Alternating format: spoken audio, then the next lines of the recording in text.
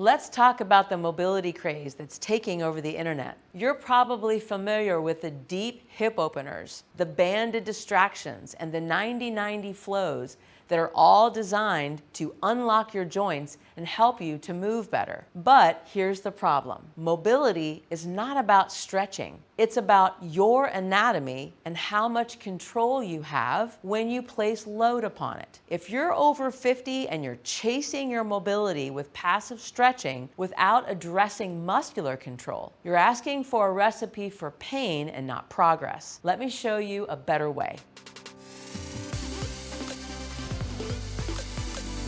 Welcome to the Joint Longevity Lab by Fitness Integrated Science. I'm Lauren Eirk, and in this video, I want to discuss mobility. What it is, what are some of the problems with it, how can we do it better, and why does this even matter? Mobility training is so popular because as we age, as our cartilage becomes thinner, as our connective tissue becomes more stiff, and as we're losing more and more muscles, we tend to feel more stiffness. So we think, I just need to stretch more. Well, in reality, mobility is what your muscular system can do to move bones upon each other. So it's about muscle contractions. It's actually involved with muscle shortening over time.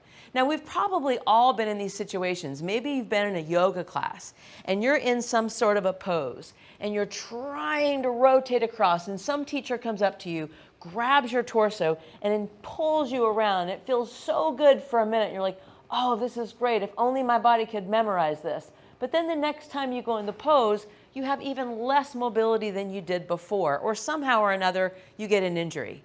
You've also noticed times where you've used momentum to get into a posture. Like, I can't really slowly drop into a deep squat, but if I go really quickly, I might be able to go down there. Any time that we rely on a person, an object, or a load to move me further into a position that we don't have control over, that we haven't done by ourselves, we have not owned that motion. When we don't own our motions, when we haven't worked on control, we leave our joints vulnerable. And this is when injury starts to happen. So let's take a look at some of the common mobility exercises that people do. Number one, we're getting ready to go out for a run and we want to stretch our ankles because we think if we do this, we are not going to get injured. So you see people grab a wall or an object and they take their leg behind them and they stretch that Achilles tendon without even recognizing how much range of motion they truly have.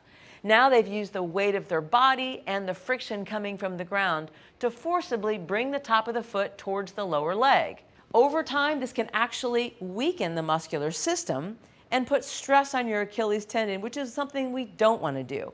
What could I do instead? Make this a more active range of motion. What are the muscles that perform this? Well, these happen to be on the top of the ankle, the anterior tibialis, to name a few. So what if I use the force of gravity and just dorsiflex my ankle on my own? Many people call this the ankle pump. Come up to the top, hold it, squeeze the top of the ankle, really squeezing your muscles, and then releasing that and repeating that. Over time, if I have the range of motion available, I'm not going to experience tension back here because the muscles in the front of my ankle have gotten stronger. Tension a lot of times is because the body is just trying to protect you from getting injured. Now, another thing that you see people do a lot of times is you see people trying to lengthen their hamstrings. We think we're so stretched, our hamstrings are so tight and we just need to stretch them. You see people bending over and trying to touch the ground, or maybe they place their hands on an object to do that, or maybe you have the leg and you just try to throw it up onto an object and then move your body over that leg to try to elongate that hamstring. But why does the hamstring tighten? What if the muscles that cross the front of the hip and or the knee are weak and we can't go there? Or what if we've done a repetitive activity that's caused these muscles to become overworked? Well, the hamstrings are doing their job, right? They're protecting you. So what could I do to improve the range of motion of my hip? I could use the same chair to help me with balance and then just practice raising my leg instead of throwing it up onto a chair. Using the resistance from the leg against gravity, I am improving the hip flexor muscles' ability to shorten.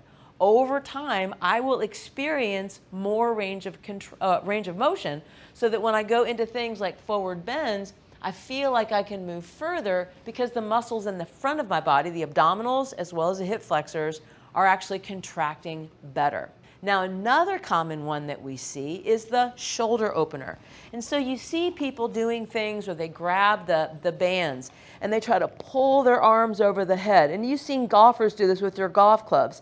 They might even do this side to side type of a thing and try to force that behind the back and rotate. This is all designed to open the chest and open the shoulders. So another thing that we could do, if I come down to the floor so that I'm actually in a position to oppose gravity, what about just performing shoulder flexion against gravity? You can see that the force, or you can't see, but you can feel the force of gravity is forcing my arm to the ground. So when I flex my shoulder against gravity, over time, I'm going to improve my shoulder's ability to flex.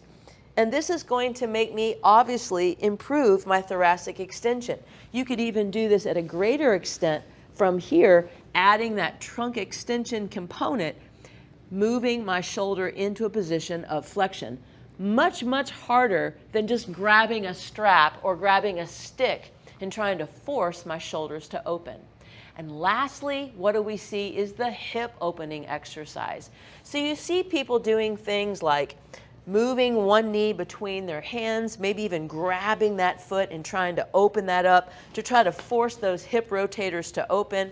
Or you might see people sitting on the ground or even into a chair where they take that leg without even lifting the leg on their own and try to force that leg down, thinking they're going to open the hips. When in reality, we have to remember the ball and socket of the hip only has so much motion available to it, largely due to our contact surfaces.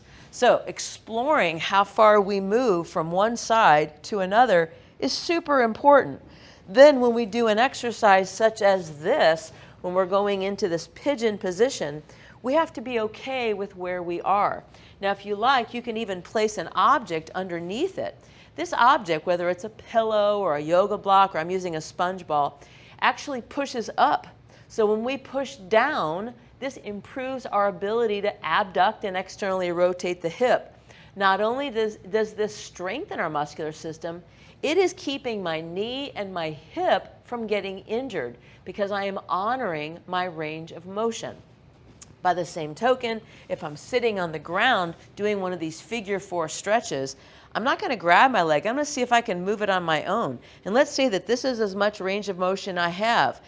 I may want to be down here, but if this is where I am, I might want to place my hand on the back of that leg so I could practice moving my knee down into my hand, thereby strengthening muscles that externally rotate the hips. Why does this matter?